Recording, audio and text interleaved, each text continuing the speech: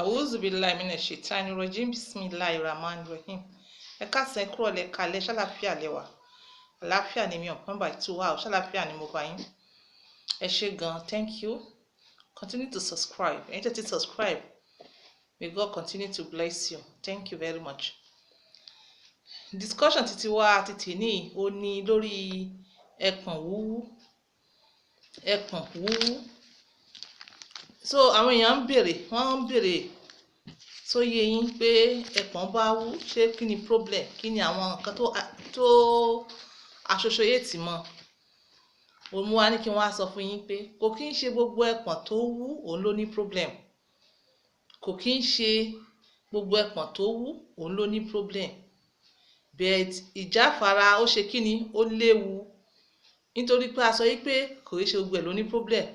Pé ìwọ wá rí pé kan ẹpọ̀n rẹ wú ó wá dákẹ́, rárá o. Wíwú míì ó lè jẹ́ greater problem ni. Ó lè ṣe kí ni ó lè jẹ́ greater problem. Wàá wá identify pé ṣé bó ṣe wú yẹn ṣé ó ń dùn ẹ́. Ṣé ẹ mọ̀ pé normal àti sọ wípé kórópọ̀n pé ó tóbi jura wọn lọ. Tẹ́ bá ń wo bí ẹpọ̀n yẹn ṣe é rí pé ó tóbi jura wọn lọ. Bẹ́ẹ̀ síbẹ̀síbẹ̀ bó ṣe tóbi yẹn kò kí ń ṣe pé èyí tó máa wà too obvious.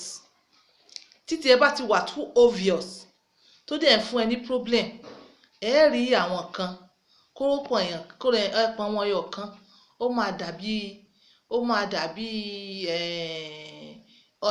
ọsàn. Ṣóyé yín? Ìkejì ó wá dàbí àgbálùmọ̀.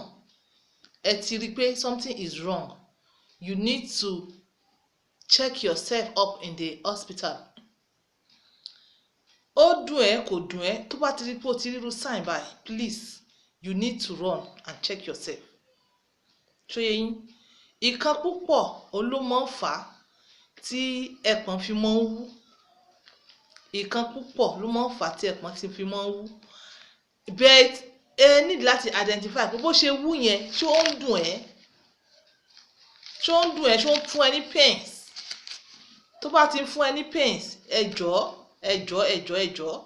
ẹ need láti rí àwọn dókítà rẹ̀. Ṣóyé yín? Ẹ need láti rí dókítà. Yọ̀dọ̀ sẹ́yìn pé àwọn doctors wọ̀nyí wọ́n busy. So àwa wá serve as a kind bringing your doctor near to you. Because ọ̀pọ̀lọpọ̀ tó ń wà lábúlé, especially tá à ń bá sọ̀rọ̀, wọ́n lè mọ̀ identify pé nǹkan tó ń ṣe wọ́n fa problem ni. It's a problem. Àti níjọ́ mo ti discuss èyí tó jẹ́ undescended pé ó máa ń wá ńgbà mí naturally as ọmọ kékeré. Bẹ́ẹ̀ ìgbà mí nǹkan kan máa ń fà á. Accident ó máa ń fa undescended kórópọ̀n yìí tí mo sọ yìí. Accident máa ń fà á. Ẹ rí i pé accident mi bá ṣẹlẹ̀ nítorí shock àti injury tó ṣẹlẹ̀ nígbà yẹn, ó máa jẹ́ kí kíní yẹn sá wọnú. Tó bá dẹ̀ wá sá wọnú, èmi ò ní oògùn kankan fún èèyàn yẹn tó wà ní condition yẹn tó ń gbọ́ mi ju pé lọ sí ọ̀dọ̀ àwọn hospital lọ. Possibility wà pé bóyá túùpù kan òun ló ti já. Tó bá dẹ̀ rí báyìí kò sí nǹkan tó máa rí pé wàá rí sign lára ẹpọ̀n gangan pé ó bẹ̀rẹ̀ sí ní wú. Wàá rí sign. Ọ̀pọ̀lọpọ̀ nǹkan ló máa ń fà á tí ẹpọ̀n ṣe máa ń wú. Ara ẹ̀kan ẹ̀ náà ni trauma. Irú trauma yìí náà ni pé kí accident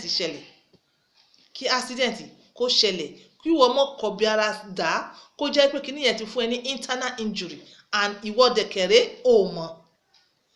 Another one ó ní testicular cancer. Ọ̀nà ó gbé wa lékè yẹn, but I'm going to discuss it more in that particular one. Then another one ní abnormal veins. Iṣan tó connect àwọn kíní yẹn ó lè possible pé nǹkan wú ó enlarge nítorí pé kíni, nítorí bóyá infections, especially nítorí àwọn STD wọ̀nyí. Ṣóyé yín bẹ́yẹn? Then kíni nǹkan kan wà, inflammation kan wà but kò wọ́pọ̀.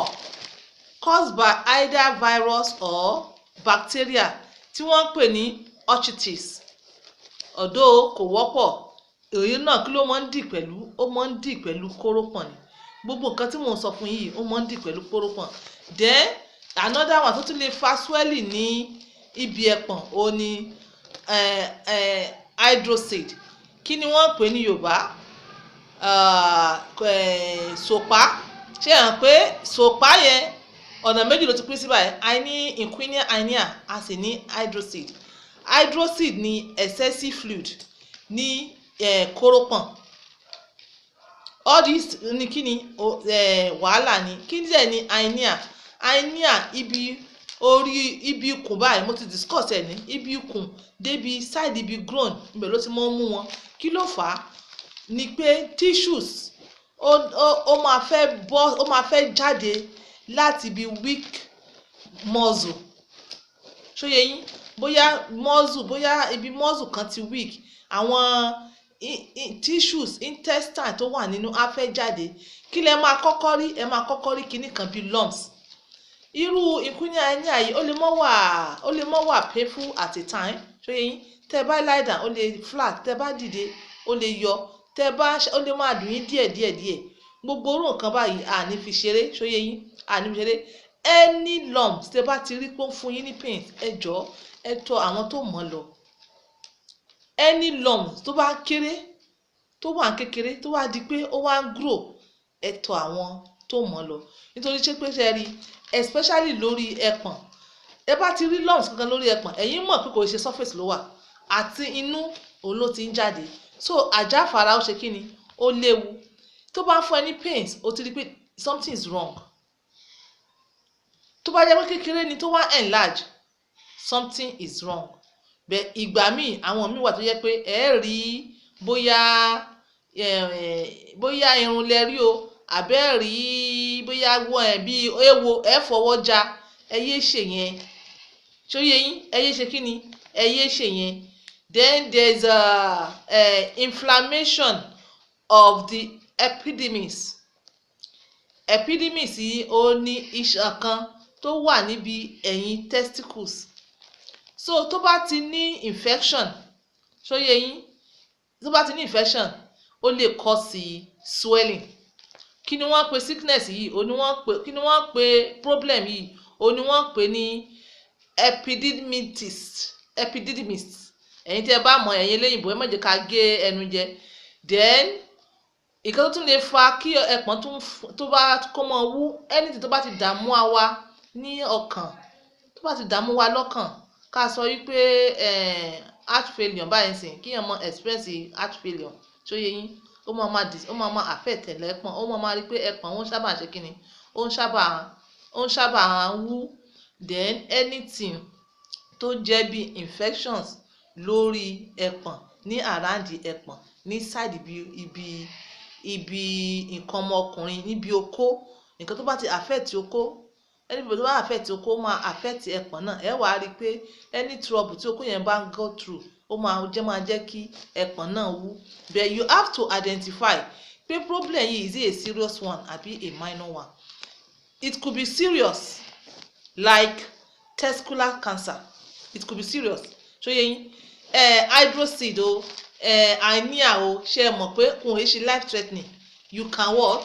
Ẹ lè rí solution ní ṣe kí ni? Ní sharp tó dẹ̀ involve like medications or a minor surgery. So nísìn báwo lẹ ṣe fẹ́ identify pé bóyá eléyìí testicular pains yìí àbí testicular cancer ni? You understand? Topic tó àwọn èèyàn tí wọ́n bẹ̀rù jù òun náà ni ká sọ wípé ọ̀rọ̀ cancer. Ó dẹ̀ wà ó mú àwọn èèyàn bẹ̀ very very few. Bẹ̀ tẹ́ bá ti smart tètè identify problem yìí, agbára Ọlọ́run ká ẹ máa ṣe solution. Bẹ̀ tó bá ti di pé tó wá eat far into the body, òun ló máa cause wàhálà. Kódà ó lè cause pé kó ba gbogbo ilé nǹkan ọmọkùnrin jẹ́, kórópọ̀n kó bàjẹ́ pátápátá, kó tún wá move from that place, kó tún move to the next place nínú body. Tẹ́ ẹ bá yẹ ti dictate ẹ, you understand?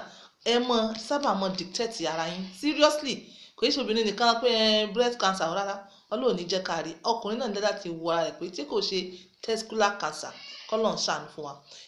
Àwọn tó bá kò yóò sábà give wọn ní symptoms, you understand, kò sábà give wọn ní symptoms, but later this is maybe nǹkan tí ó lè help we identify ká sọ pé testicular pains and discomfort ò ní ara máa ru ẹni níbẹ̀, ó máa dùn yàn náà ni, you understand, kò ní wà comfortable, mọ́ sọ wípé ò ní sensation ìbálòpọ̀ ara tó bá ti di lemọ́lemọ́ ẹ dákun ẹ dìde ńlẹ̀, then ó máa swell, tó bá ti tí kórópọ̀n bá ti ń swell nínú ó máa jáde síta débi ẹpọ̀n náà máa bẹ̀rẹ̀ sí ní wú, ṣó yẹ ó di méjì.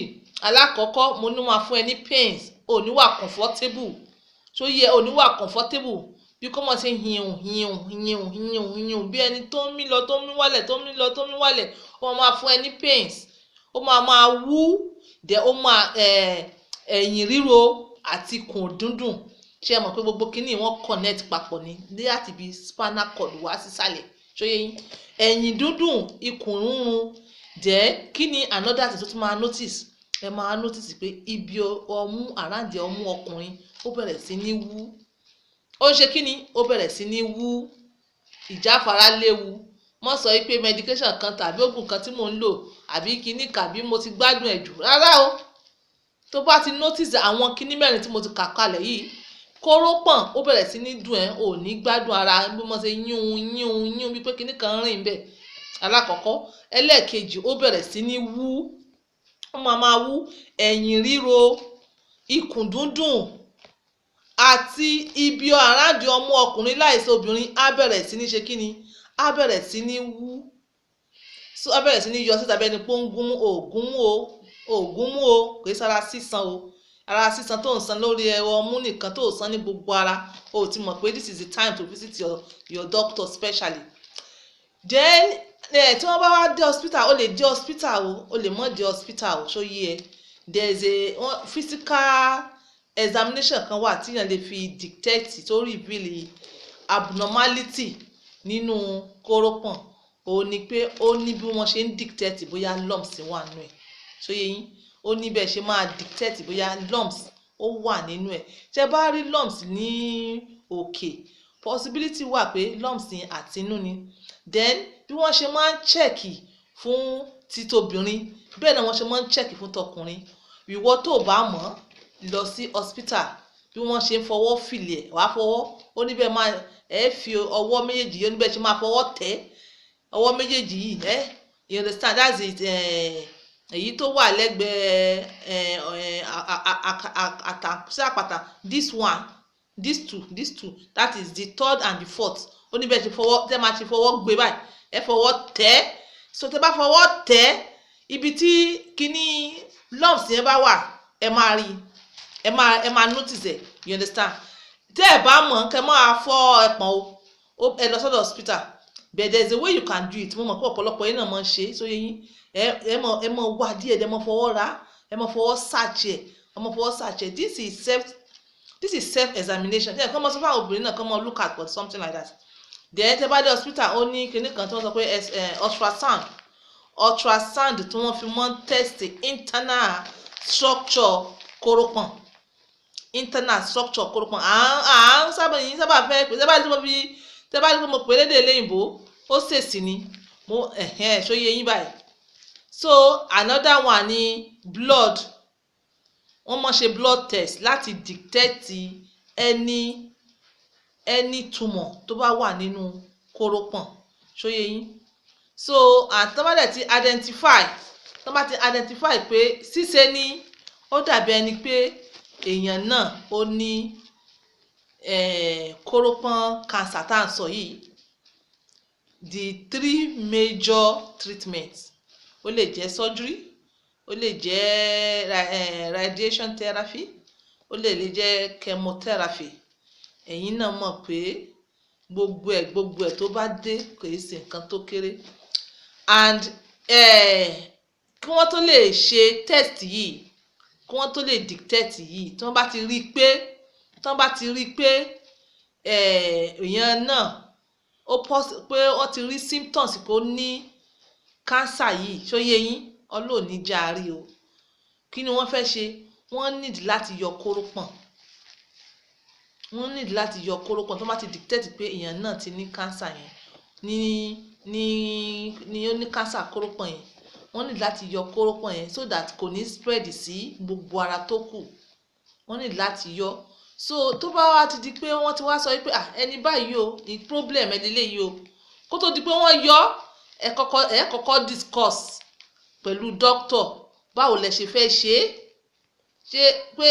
kí n sáré bímọ ni kó tó di pé continue because kíkiní yìí ló bá ti yọ kórópọ̀n chances pé èèyàn máa bímọ èèyàn tó bá ti bímọ ṣe mọ̀ pó slim so you have to identify your problem ìgbà mi ta bá discuss kíní afẹ́kẹ́yìn náà lọ search ẹ ni tó bá ti notice something like that ẹ search ẹ you can read more ẹ lọ bèrè lọ́wọ́ àwọn doctor you understand ìgbà tèmi ṣe tí mò ń combine this little one tẹ́rí doctor yẹn bi lé pé why mo nítorí pé kíni we are bringing doctors closer to our people on YouTube ọ̀pọ̀lọpọ̀ náà wà lábúlé wọn ń gbọ́ wa something like that ń ṣẹlẹ̀ sí wọn ò mọ̀ iṣẹ́ tí yẹn á fi kúkú òjijì àbí tó kàn mọ́ gbẹgbẹgbẹgbẹ tí lumps ó bẹ̀rẹ̀ sí ní jẹrà òun la fi sọ wípé ẹ kígbe síta come out and meet your doctor you understand come out and meet your doctor so kò ṣe gbogbo kẹ́ẹ̀pọ̀n wú àwọn míì they are naturally like that they are just natural like that that is how bọ́lọ̀ ṣe create wọn you understand ké ẹ̀bùn tí wọ́n nìyẹn àwọn tó bá ti rí pé ẹ̀pọ̀n wọn wú bẹ́ẹ̀ yẹn ọmọ máa ń pọ̀ lára wọn that is natural one tí bó ṣe wú yẹn tó jẹ́ pé ó balance o kìí ṣe kíkan dàbí ọsàn kíkan dàbí àgbálùmọ̀ ni mò ń sọ o èyí tó jẹ́ pé normal kò sí dúdú bọ́lọ̀ ṣe dà nìyẹn àwọn tó máa ń ní kórópọ̀n nìyẹn wọ́n ṣe ní kórópọ̀n náà ló ṣe show níbi ẹpọ̀n wọn so irú àwọn yẹn wọ́n mọ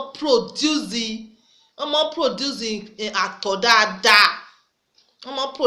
dáadáa you understand so kò nídìí kẹ́ ẹ bẹ̀rù tó bá rí pé títí ẹ ó wú bẹ́ẹ̀ yẹn tó lẹ̀ tí tí kò dùn ẹ́ tí kò sí kankan gaskiya you are good tó bá yẹ pé ọmọ kékeré ni ẹ tó dìgbà tó bẹ̀rẹ̀ sí ní bímọ yes experience àti wisdom àwọn èèyàn sọ wípé àwọn bí wọ́n sọ pé obìnrin ní hips tó wide pé obìnrin tó bá ní hips tó wide pé àwọn ọlọ́mọ jọjọ bẹ́ẹ̀ náà ló fi dàbí pé àwọn tó bá ní ẹpọ̀n that means wọ́n ní kórópọ̀n tó tóbi and kórópọ̀n tó tóbi ó máa accommodate àtọ̀ tó pọ̀ so àwọn ọmọ wọn máa ń pọ̀ tọ́lọ́run bá jẹ́ kí wọ́n ní ìyàwó tó náà ní hips ńláńlá you understand that is just people's belief and experience you understand me but èmi sọ pé 100% but that is just one of our funny comments and says I mean so ìwọ tó bá rí pé ó fànàrà nínú gbogbo àwọn kan tí mo kà yìí dákun títorí tọlọ́run tẹ̀ sí àwọn doctor tó yẹ tẹ̀ sí àwọn doctor any lumps o need láti identify pé it is okay it is not a problem tó bá dẹ̀ sọ fún mi pé it is not a problem kí ni wàá ṣe mọ́kàn kúrò ń bẹ̀ ìwọ náà rí i pé kò sí problem nìyẹn kò sí kí ni kò sí problem especially tí ò bá ti dùn ẹ́ but tó bá rí anything ní ara ẹ ó dùn ẹ́ kò dùn ẹ́ lọ sọ́dọ̀ àwọn doctor tó bá ní kò sí kankan bẹ́ẹ̀ jẹ́ kí ọkàn rẹ balẹ̀ how many hours minutes lẹ máa lọ sọ́dọ̀ doctor àwọn mi ò sọ pé àwọn busy ṣé busy yẹn àgbà tó gbogbo ẹ bá bàjẹ́ tán ni so this is on Point by 2 using my words to help others. Bye for now.